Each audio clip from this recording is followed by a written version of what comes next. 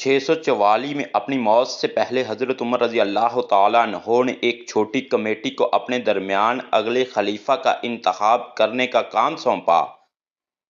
اس committee میں حضرت علی رضی اللہ تعالیٰ عنہ اور حضرت عثمان رضی اللہ تعالیٰ عنہ سب سے مضبوط امیدوار تھے، اور اس کے تمام اراکین محمد صلی اللہ علیہ وآلہ وسلم کے ابتدائی ساتھی تھے جو قریش قبیلے سے تعلق رکھتے تھے۔ کمیٹی کا ایک اور رکن عبد الرحمن بن عوف کو فیصلہ کن ووٹ دیا گیا، چاہے یہ کمیٹی کی طرف سے ہو یا حضرت عمر رضی اللہ تعالیٰ عنہ کی طرف سے۔ بحث و مباحثے کے بعد ابن عوف نے اپنے سالے حضرت عثمان رضی اللہ تعالیٰ عنہ کو اگلا خلیفہ مقرر کیا، جبکہ حضرت عثمان نے پہلے دو خلفاء کی روایات پر عمل کرنے کا وعدہ کیا۔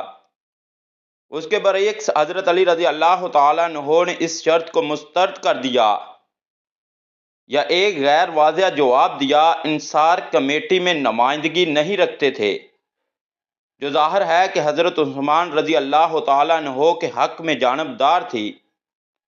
یہ دونوں عوامل حضرت علی رضی اللہ تعالیٰ عنہ کے خلاف کام کرتے رہے، جو اس عمل سے صرف خارج نہیں ہو سکتے تھے۔